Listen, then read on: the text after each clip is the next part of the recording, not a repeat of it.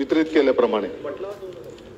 सभापती महोदय, मी आपलं सुद्धा या अतिशय महत्वाच्या प्रश्नाकडे लक्ष वेधू इच्छितो. आपण सुद्धा त्याच्यातून गेलेला की राज्यातल्या शिक्षक असो किंवा कर्मचारी असो याच्यासाठी सेवानिवृत्तीनंतर मोठा आधार काय असतो तर तो पेन्शन असतो. सभापती महोदय, म्हातारपणाची ती काठी असते.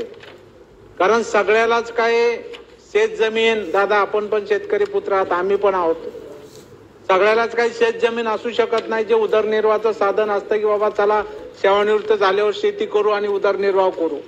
त्यामुळे सभापती महोदय, मोठ्या आशानं हे लोक नोकरी स्वीकारतात आणि म्हणून महाराष्ट्र शासनानं दिनांक 4/11/1968 आणि 30/8/1972 शासन निर्णयान्वये या राज्यातल्या सर्व शिक्षक कर्मचाऱ्यांना जुनी पेन्शन योजनेच्या देण्याच्या बाबतीमध्ये सन 1982 मध्ये हा नियम केला, कायदा केला आणि राज्यातल्या शिक्षक असो किंवा हो जरा शांत राहा ना, महत्वाचा विषय, सर्व शिक्षक आणि कर्मचाऱ्यांना ही जुनी पेन्शन योजना देण्याचा निर्णय सभापती महोदय झाला. आज इतके वर्ष झाली सभापती महोदय, महाराष्ट्र हे देशामधलं प्रगतशील राज्य आहे आणि म्हणून या दृष्टिकोनातून सभापती महोदय या कर्मचाऱ्यांना ही जुनी पेन्शन फायद्याची आहे. परंतु शालेय शिक्षण विभागानं केंद्र शासनाच्या 2004च्या निर्णयानंतर उशिरानं प्रश्न विचारा. 1 वर्ष हो सभापती महोदय, याचं गांभीर्य आपल्या पण आणि सभापती महोदय राज्यातल्या 26,000 शिक्षकांचे डोळे सभापती महोदय आपल्याकडे लागलेले आहे की आपण काय निर्णय देत आहे. सभापती महोदय, डेव्हलप करतच नाही. जे उत्तर मंत्री महोदयांनी या ठिकाणी 3 पानाचं दिलेलं आहे त्यावरच मी बोलतोय. उत्तर सविस्तर दिलं मंत्री महोदय, पण आपल्याकडून जे दादा उत्तर पाहिजे होतं ते मिळालं नाही, याचा आम्हाला खेद वाटतोय की आपले नेते माननीय तत्कालीन मुख्यमंत्री एकनाथरावजी शिंदे साहेबांनी स्वतः या बाबतीत बैठक घेतलेली होती आणि सुप्रीम कोर्टामध्ये राज्य शासन सकारात्मक आपलं शपथपत्र दाखल करेल, ह्या सगळ्यांना आम्हाला जुनी पेन्शन द्यायची असं आश्वासन सभापती महोदय दिलेलं होतं. त्या आश्वासनाची काय पूर्ती झाली याचं उत्तर आदरणीय शिक्षण मंत्री देतील काय. आणि त्याप्रमाणे या राज्यातल्या दिनांक 1 नोव्हेंबर 5 पूर्वी जेव्हा ही जुनी पेन्शन लागू होती सभापती महोदय, नवी लागूच नव्हती. 1 नोव्हेंबर 5 नंतर डीसीपी संशोधन पेन्शन योजना आणि आता त्यानंतर त्या ठिकाणी सुधारित पेन्शन योजना लागू झाली सभापती महोदय.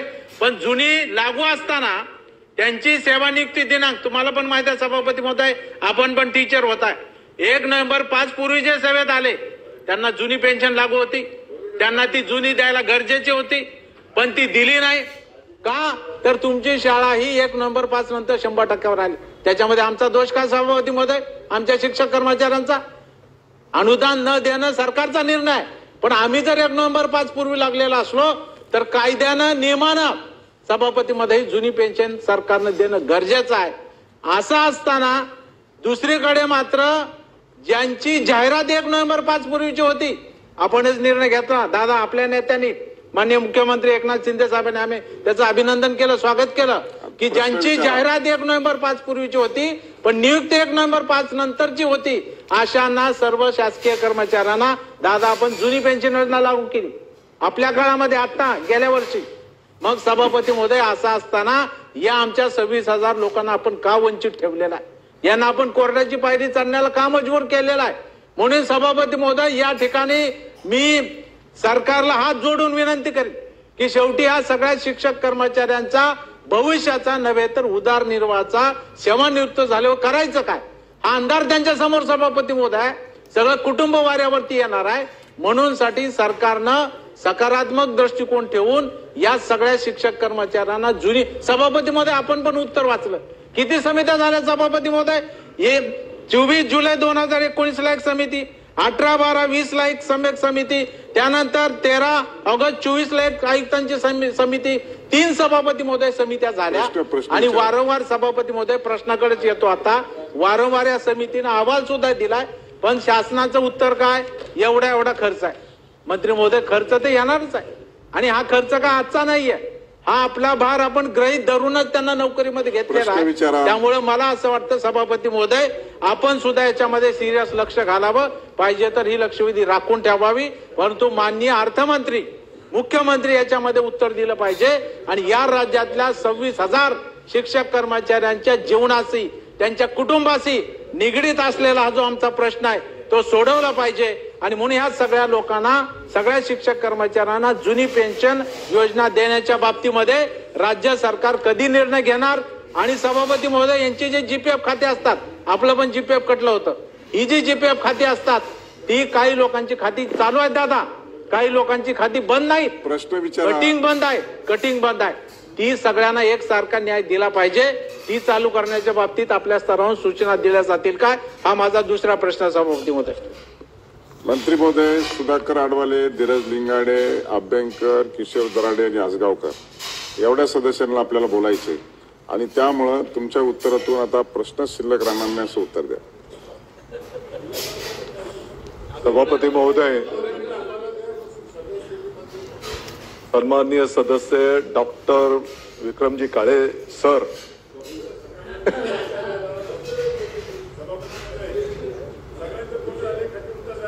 यांनी या संदर्भामध्ये जुनी पेन्शन योजनेच्या संदर्भामध्ये जो काही मुद्दा या ठिकाणी उपस्थित केलेला आहे, मला वाटतं की या प्रश्नाचं उत्तर त्यांना पण माहिती आहे आणि म्हणून सभापती महोदय, माननीय उच्च न्यायालयामध्ये जे जे मुद्दे आता आदरणीय काळे साहेबांनी ठेवले, हे सर्व मुद्दे आणि याच्या व्यतिरिक्त पण अनेक तज्ञांनी माननीय उच्च न्यायालयाच्या समोर हे सर्व मुद्दे ठेवले. ते सर्व मुद्दे न्यायालयाच्या समोर ठेवल्याच्या नंतर माननीय उच्च न्यायालयाच्या खंडपीठाने त्या ठिकाणी 23 एप्रिल 2019 आणि 26/8/2019 या संदर्भातले जजमेंट त्या ठिकाणी दिलेले आहेत आणि त्या जजमेंटनुसार 10 मे 2019 शासन निर्णय त्या ठिकाणी काढण्यात आलेला आहे. साधारणपणे या सर्व प्रक्रियेमध्ये शासन कर्मचाऱ्याची व्याख्या त्या ठिकाणी अधोरेखित करण्यात आलेली आहे आणि या सर्व बाबींच्या संदर्भामध्ये आता हा विषय माननीय सर्वोच्च न्यायालयामध्ये प्रलंबित आहे. आता या विषयाच्या संदर्भामध्ये माननीय उच्च न्यायालयाच्या आदेशाची जी काही भूमिका आहे, माननीय विधी व न्याय तसेच वित्त विभागाने हा प्रश्न, म्हणजे जेव्हा हा विषय आम्ही त्यांच्याकडे नेला तर विधी व न्याय आणि वित्त विभागाने हा प्रश्न त्या ठिकाणी माननीय सर्वोच्च न्यायालयामध्ये प्रलंबित असल्याने कुठलाही निर्णय या संदर्भामध्ये आता करणं उचित होणार नाही अशा प्रकारची सूचना त्या ठिकाणी केलेली आहे. आणि पेन्शनच्या संदर्भामध्ये आपलं शासन असेल, केंद्र सरकार असेल, म्हणजे त्यांनी दुसराही पर्याय त्या ठिकाणी म्हणजे वाऱ्यावर न सोडता दुसराही पर्याय त्या ठिकाणी आपल्या या शिक्षक बांधवांच्यासाठी त्या ठिकाणी दिलेला आहे. आपण जे काही डीसीपीएस आणि एनपीएस खाते उघडण्याच्या संदर्भात सूचना या संदर्भात करण्यात आलेली आहे. अजूनही विनंती आहे की ज्या शिक्षकांनी खाते उघडले नसतील त्यांनी ते खाते उघडून घ्यावे अशी विनंती या चर्चेच्या माध्यमातून मी सर्वांना करतो. मला वाटतं हा प्रश्न न संपणारा प्रश्न आहे आणि त्यामुळे आपण आता पुढे गेलो पाहिजे, नाहीतर आपला 6:30चा दिलेला वेळ याच प्रश्नावर जाईल आणि इतरही सदस्यावरती तो अन्याय होईल असं मला वाटतंय. आणि म्हणून आता बघा, सुधाकर आडबलेंची नंतरची लक्षवेधी आहे आणि आता तुम्ही जर 6:30 वाजवले तर विरोधी पक्ष नेते देखील बघा बोलत होते की आमचा 3 दिवस झालं अंतिम आठवडा प्रस्ताव आला आणि तो खास विरोधी पक्षाचा अधिकार आहे. मग त्या देखील प्रस्तावावरती अन्याय होईल आणि म्हणून मला वाटतं आपण समजून घ्यावं. मंत्री महोदयांनी सकारात्मक उत्तर दिलेलं आहे, त्यामुळं लक्षवेधी क्रमांक 10 सुधाकर आडबाले.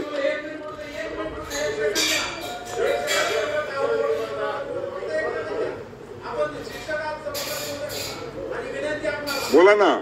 एवढ्या सभापती बोला. महोदय, तुम्ही अर्धा तास डेव्हलप केलं आणि नाही नाही प्रश्न दोनच सभापती विचारले. महोदय, आम्ही एवढं टाहो फोडून सभापती महोदय या ठिकाणी विचारा, typical प्रश्न अतिशय जड अंतकरणानं सभापती महोदय हा प्रश्न अतिशय सविस्तरपणाने, परंतु मंत्री महोदयाकडून जी अपेक्षा होती सभापती महोदय सुप्रीम कोर्टात आहे, स्वतः माननीय मुख्यमंत्री एकनाथरावजी शिंदे साहेबांनी रेकॉर्ड आहे सभापती महोदय, प्रश्न विचारा. रेकॉर्डवर सांगितलेलं आहे प्रश्न की विचारा. आम्ही सभापती महोदय सकारात्मक ऍफिडेव्हिट देऊ. आपल्या 20 लक्षवेधी आहे हो अशा पद्धतीने होणार सभापती नाही. महोदय, त्याच्यामुळे त्यामुळं मला- या 26,000 शिक्षकाला सरकारनं वाड्यावरती सोडलेला आहे, प्रश्न विचारा. त्यामुळं याचा खेद व्यक्त करून मी बहिर्गमन करतो सभापती. सुधाकर आडबाले. लक्षवेधी क्रमांक 10. छापल्याप्रमाणे सभापती महोदय, आदिवासी विभागा